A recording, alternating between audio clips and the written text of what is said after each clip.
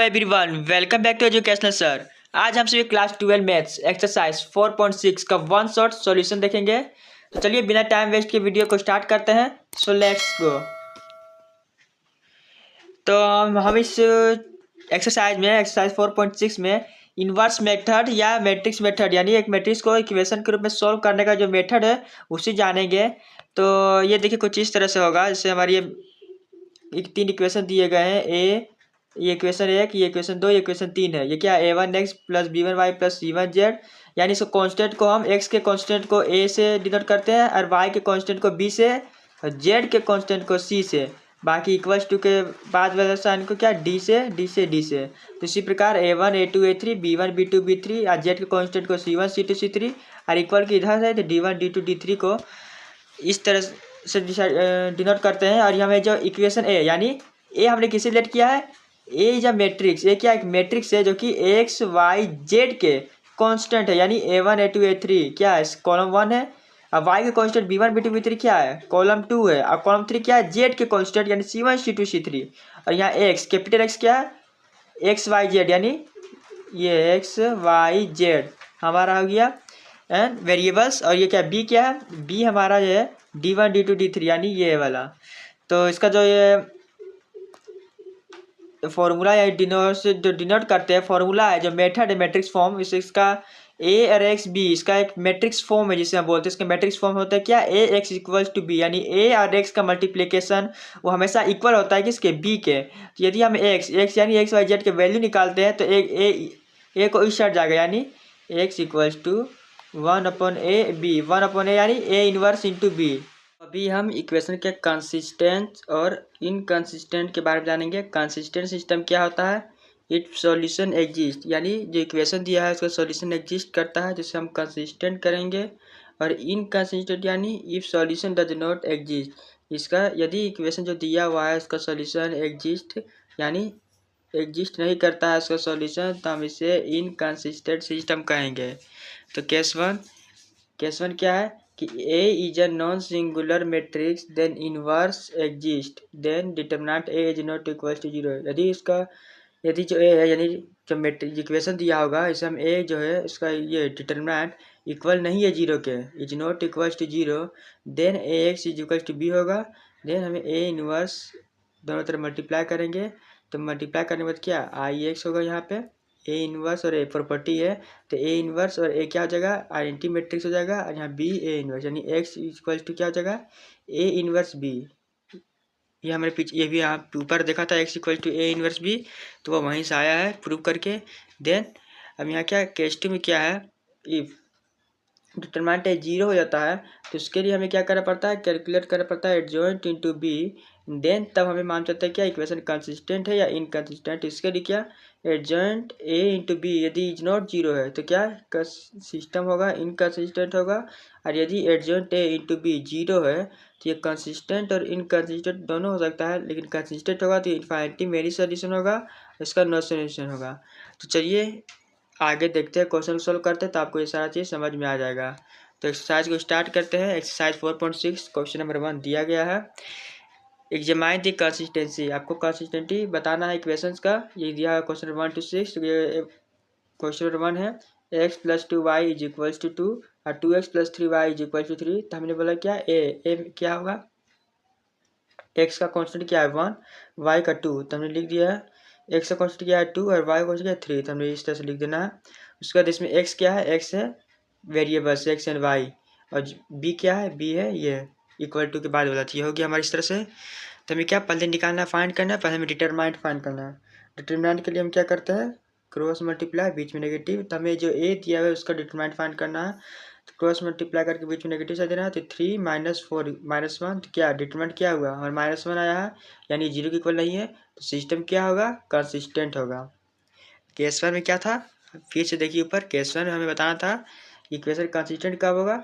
Determinant is not equal to consistent, यदि determinant 0 हो जाता है तो इनकंसिस्टेंट हो जाता है। चलिए 2 में क्या है? ये दिया हुआ है। इसी तरह हमें क्या ए मिल गया है, कांस्टेंट एक्स का वाई का लिख देना सबको। एक्स का वैल्यू लिख देना है बी 5 4 हो जाएगा। डिटरमिनेंट फाइंड करना है। डिटरमिनेंट क्या हुआ? 3 आया है, 0 नहीं आया है, दैट सिस्टम इज कंसिस्टेंट। इसी प्रकार क्वेश्चन नंबर 3 में दिया गया है, ये दिया हुआ सब ए लिखना है क्या है 1 3 और 2 6, बी है 5 8 और एक्स 5। डिटरमिनेंट फाइंड करेंगे तो क्या आ गया 0 आ गया। तो हमें क्या करना है, हमें क्या कैलकुलेट करना है, हमें कैलकुलेट करना है एडजॉइंट ए इंटू में बी। तो एडजॉइंट के लिए कैसे फाइंड करते हैं, एडजॉइंट के लिए पहले हम माइनर फाइंड करते हैं। तो माइनर ऑफ ए के लिए मैंने बताया था किस तरह से होता है, ये ए दिया हुआ है, ए दिया तो 1 है, तो 1 को इस तरह से करना है 6, तो यहाँ 6 आएगा। ठीक, फिर इसी प्रकार 3 है यहाँ पे, 3 के लिए इस तरह से करना है तो 2 आएगा। इस प्रकार 3 है, यहाँ 2 है तो 2 के लिए 3 आएगा। यहाँ 6 है, 6 के लिए तो 1 आएगा। उसके बाद कोफैक्टर के लिए मैंने क्या बोला था, यदि 2 क्रॉस 2 का मैट्रिक्स है, 3 दोनों जगह का साइन बदलना है तो -2 -3 हो जाएगा। यदि 3 क्रॉस 3 करता तो इस तरह से होता है, और 2 क्रॉस 2 के लिए क्या होता है, डायगोनल वाला होता है इस तरह से। देन उसके बाद में क्या एडजॉइंट के लिए क्या कर पता है, ट्रांसपोज ऑफ कोफैक्टर, तो 6 - 2 को इस तरह से लिखना है, -3 1 को इस तरह से। देन एडजॉइंट मिल गया है, अब क्या बी से मल्टीप्लाई करना है, बी हमारा क्या था मैंने बताया था 5 8। फिर इसे मल्टीप्लाई करना है, मल्टीप्लाई करने के लिए देखते इसका ऑर्डर के 2 क्रॉस 2 2 क्रॉस 1, तो ये दोनों का सेम होना चाहिए। और ये बता 2 क्रॉस 1 का मैट्रिक्स हमें मिलेगा, जिसे मल्टीप्लाई करने के -6 को 5 से 30 और -3 8 क्या -24। इसी प्रकार यहाँ नीचे -2 5 -10 + 1 और 8 8, यानी इस तरह से, फिर इस तरह से, इस तरह से, इस तरह से करके लिख देना है। देन हमारा जो ये कैलकुलेट करेंगे तो यहाँ 6 -2 क्या 0 के बराबर आया, नहीं आया। देन सिस्टम इज क्या inconsistent, system if equation is inconsistent. Then question number 4 भी इसी प्रकार है, ए लिख देना है, ए क्या है एक्स वाई जेड का सब वैल्यू कांस्टेंट है एक्स वाई जेड का। उसके बाद बी क्या है 1 2 4 एंड एक्स क्या है वेरिएबल्स है एक्स वाई जेड। हमें एक्सपेंड करना है R1 के अकॉर्डिंग, एक्सपेंड करेंगे, एक्सपेंड के डिटरमिनेंट फाइंड करना है। तो डिटरमिनेंट फाइंड करने के लिए फाइनली देखेंगे डिटरमिनेंट ऑफ क्या ए आया है, यानी is not equal 0, then so system equation क्या है कंसिस्टेंट। ठीक, उसी प्रकार क्वेश्चन नंबर 5 में दिया हुआ है, ए लिख लेना है, एक्स लिख लेना है, बी लिख लेना है, एक्सपेंड करना है अलॉन्ग C1। हमने C1 के अलॉन्ग एक्सपेंड क्यों किया है, क्योंकि यहाँ 0 है इसीलिए। आप इसे R3 के एक्सपेंड कर सकते हैं या फिर C3 से भी एक्सपेंड करेंगे, डिटरमिनेंट का वैल्यू सेम आएगा।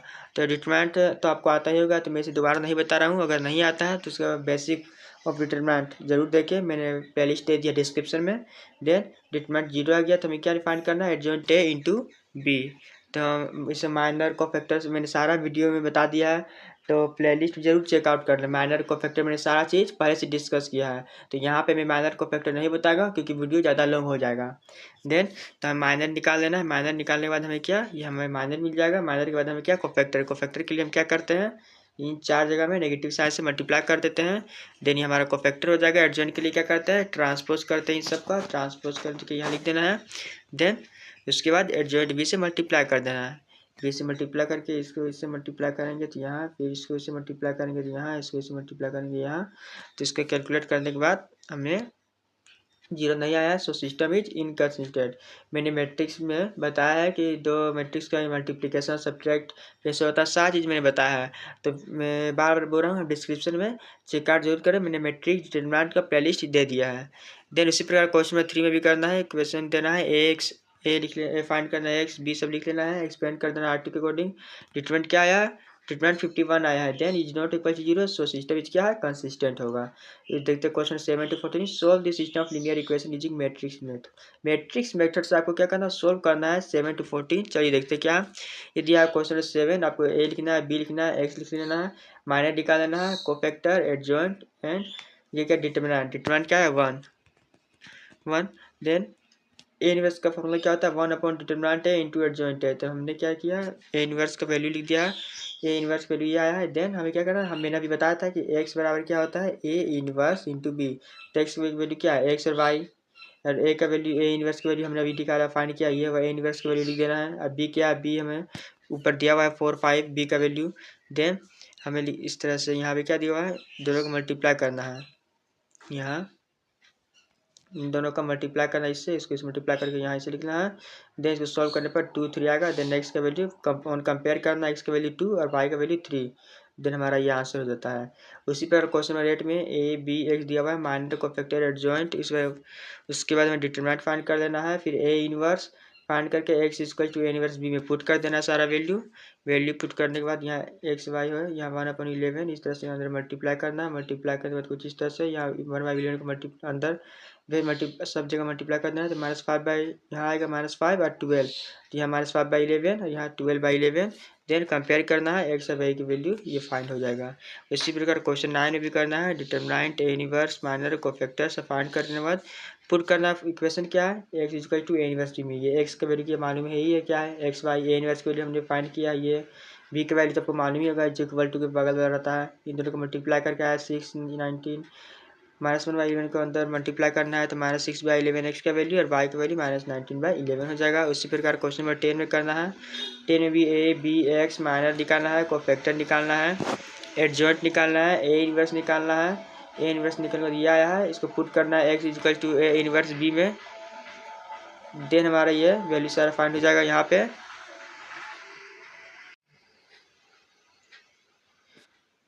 तो हमारा एक्स का वैल्यू वाई का वैल्यू मिल जाएगा। ठीक उसी प्रकार नीचे भी करना है। क्वेश्चन 11 में भी ये हमारा ए लिख लेना है, बी लिख लेना है, एक्स लिख लेना है, माइनर सबको फाइंड करना पड़ेगा। माइनर, फिर कोफैक्टर, एडजॉइंट, फिर डिटरमिनेंट करने के लिए फिर ए इनवर्स का फार्मूला होता है तो पुट कर देना है। ये हमारा ए इनवर्स निकल जाएगा, फिर इक्वेशन में पुट कर देना, सभी को मल्टीप्लाई करना है।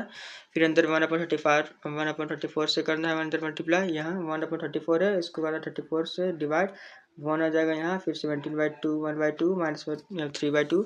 देन फाइनल में एक्स वाई जेड की वैल्यू पूछेगा। मैंने डिस्क्रिप्शन में नोट्स भी दे दूंगा जिससे आप देख सकते हैं, क्योंकि वीडियो ज़्यादा लॉन्ग हो जाएगा। तो मैं सारा क्वेश्चन सेम ही है तो मैंने एक को समझा दिया है। देन इसी पर क्वेश्चन 2 में भी करना है, minor, cofactor, adjoint, determinant, A inverse, फिर x equal to A inverse B में पुट कर देना है, एक्स वाई जेड का वैल्यू मिल जाएगा। क्वेश्चन नंबर 13 में भी उसी प्रकार माइनर, कोफैक्टर सारा वैल्यू पुट करना है, आंसर आपको मिलते चल जाएगा। 14 में भी ठीक उसी प्रकार है। चलिए नेक्स्ट देखते क्या है। क्वेश्चन 15 में क्या बोला जा रहा है, find A inverse using A inverse solve this system of equation. ये ए दे दिया है तो ए का वैल्यू दिया हुआ है, तो हमें क्या करना है, यहाँ से बी का वैल्यू लेना। बी का 11 -5 3 है, एक्स का वैल्यू मालूम है एक्स वाई जेड, इसमें माइनर फाइंड करना है, cofactor, adjoint, determinant, A inverse find कर लेना है। तो हमें क्या सोल्व करना है, सोल्व करके मुझे बताया था x equal to A inverse B. तो now using A inverse we are to solve the equations. तो ये इस तरह से वो भी उसी तरह पिछले वाले क्वेश्चन जैसा एक्स वाई जेड का वैल्यू निकल चुका है। देन यहाँ क्वेश्चन 16 दिया हुआ है। सेक्शन 16 दिया क्या, 16 बोल रहा है the cost of 4 kilogram onion and 3 kilogram weight and 2 kilogram rice, यानी 4 किलो प्याज, 3 किलो क्या गेहूँ और 2 किलो चावल का वैल्यू कितना है, रुपया 60 रुपीज़ है दाम। इसका जो कॉस्ट है 60 रुपये है। तो हमने इसे किस तरह लिखता है, ऑनियन को हमने एक्स ले लिया, गेहूँ को वाई और राइस को जेड। तो इस तरह से 4x + 3y + 2z = 60। फिर इसके बाद क्या दिया हुआ है, 2 kilogram onion, 4 kilogram weight and 6 kilogram तो क्या है 90। तो इसी प्रकार हमने किया, ऑनियन को किया लिया था x, वेट को y एंड राइस को z। इसी प्रकार 2x + 4y + 6z = 90। फिर यहाँ भी दिया हुआ 6x + 2y यहाँ +3z = 70। इस तरह से लिख लेना है। देन आपको क्या बोल रहा है, देन आपको find the cost of each items, यानी एक्स वाई जेड, यानी एक्स किस माना था ऑनियन, वाई किस माना था वेट और जेड किसको माना था, जेड माना था राइस को। तो आपको सबका कॉस्ट बताना है, किसके कौन से मेथड से, मैट्रिक्स मेथड से बताना है। तो बहुत सिंपल हो गया। इसके बाद क्या, ए का वैल्यू लिखना है, एक्स का कॉन्स्टेंट, वाई कॉन्स्टेंट, जेड का कॉन्स्टेंट। इसी प्रकार तीनों क्वेश्चन लिख लेना है, ए का वैल्यू, बी का वैल्यू लिख लेना है, ये होगा, एक्स का वैल्यू मालूम ही है, एक्स वाई जेड हो गया हमारा। बस अब माइनर निकालना है, कोफैक्टर निकालना है, एडजॉइंट निकालना है, ए इनवर्स वैल्यू पुट करना है, X equal to A inverse B में वैल्यू पुट करने के बाद फाइनली आपको आंसर मिल जाएगा। एक्स का वैल्यू 5, वाई का वैल्यू 8, जेड का वैल्यू 8, यानी the cost of onion, wheat and rice are respectively ₹5, 8 and 8 rupees per kilogram. तो इसे ये आसान था, इसे आप देख लीजिएंगे। देन हमारा वीडियो यहाँ पे समाप्त होता है। तो वीडियो अगर अच्छी लगी है, समझ में आया है तो दोस्तों के पास शेयर जरूर करें। चैनल में पहली बार आए हैं तो सब्सक्राइब जरूर करें। Thanks for watching this video. मिलते हैं अगले नेक्स्ट चैप्टर के साथ।